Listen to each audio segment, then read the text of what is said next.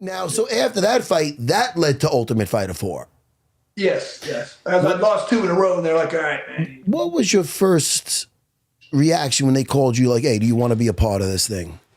Oh man, yeah. I feel like you felt like the same as me when I saw what the Ultimate Fighter was doing for these brand new guys. I was like, man, these guys are getting more popularity than us guys who've been around for a while because you're on this show. I was like, these guys got a huge opportunity. And then when they said I could be on it, and they said you could win some real money, man, I was all about it. I had at that time I had four kids. I was full-time firefighter in Indianapolis. I'm the only one working. I'm supporting six people. I'm like, I can use some money, man. I can use some money. Hey. So I wanted that. I wanted the opportunity. And to be honest with you, I never got the chance to train full-time like a fighter. Like I said, four kids and being a full-time firefighter, I was just happy to get a camp together. I never got to train like a real fighter, in my opinion. That's another thing on season 4 is that we were totally in agreement with. One, I didn't want to ever have the cameras seeing me take a day off where, hey man, you never know that Pete Spratt knee could have landed and I might have fucking lost. You don't want to be losing a fight and then them chopping something up. Well, he was really lazy. You know what I mean? I didn't want to give them a dude. I remember one session where I was so tired and Mark Del Gradi had us doing some drills and it was like head movement and I was working with you and you kept not missing my head, and you're like, you knew I was tired. You're like, all right, man, just let's get through this. I was so dead one day, but I just didn't. We had to keep showing. We showed up. We were there. Dude, I'll tell you, it was like a gladiator training camp. We were there twice a day, at least 6 days a week. We didn't. I think seven. I don't think we ever took off, man. I really don't, man. It's true. And one thing I always loved about, I vividly remember me and you talking, and some of the people that'd be like, "Oh man, I don't have my phone. I don't have a radio." And I remember thinking, me and you were like, "Dude, there's no place in the world I'd rather be right here." And I get to train with the best people in the world, with some of the greatest coaches. I love that opportunity. You two, like, we took advantage. We're like, I'm not going to miss any days, and we never miss. I don't think me and you ever took a day off. No, the whole team. We had a real good chemistry. Our team. It's weird how that worked out. And there was some guys on the other team. I like most of the guys in the house. But Team Mojo, which was first called Team Mofo, but they wouldn't accept it. So we changed it, right? Ray Mofo. But we changed it to Mojo. But we had such a good time. And it's probably worse now if the kids nowadays, because they probably got their social media. But it's so odd when you don't have a television or any kind of music or anything.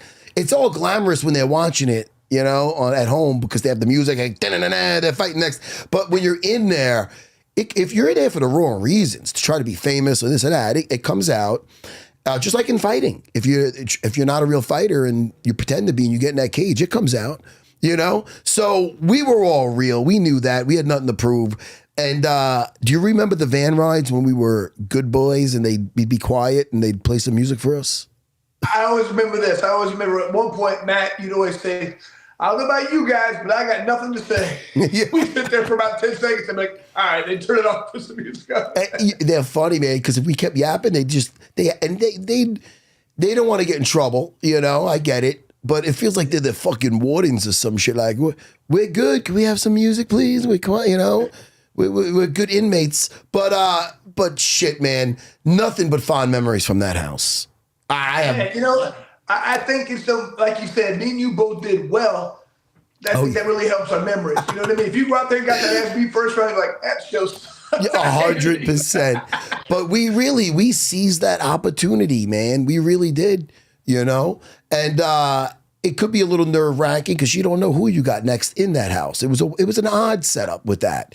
Because mentally you have to be pretty tough because it's like, all right, I got this guy in my mind. Now I'm getting this guy. And you could be if you're not mentally strong, it can get the best of you, I cannot imagine. Think about that too. What a weird fucking situation where you're going to fight that guy right there who you're living with. He's in your house with you. You're seeing him train. You're seeing him go to, like, that's weird, man. That you never have that in any other situation. You might be eating dinner with that guy the day before you fight him. That is not a normal fighting situation. Oh, no, it's not. And the fight itself, there's something to be said about the arena when you're in there with so many people in the crowd, and it's almost like you can get lost in that. But it's also something else when you can hear a pin drop I remember the first fight. Dean Thomas looks to us. He goes, "Man, you're like in a warehouse. Some rich white people watching me off to the side." He goes, "This is scary." He goes, "Remember that?" He goes, "This is scary." He goes, "Kind of scary. You hear all the punches." It wasn't. It did feel like almost something illegal.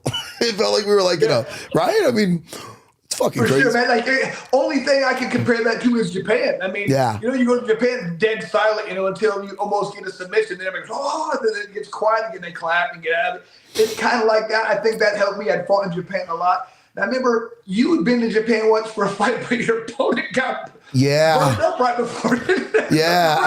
I spoke about it on the show before, where in Pride there was a miscommunication or language problem with the Japanese lady and my Brazilian opponent, and he walked up on the pyrotechnics and got lit up. Joe Hill Oliveira, so that's what got me over in Abu Dhabi, and then the UFC found me that way. So it's a weird way things work out. I would have been a Pride fighter, which was interesting.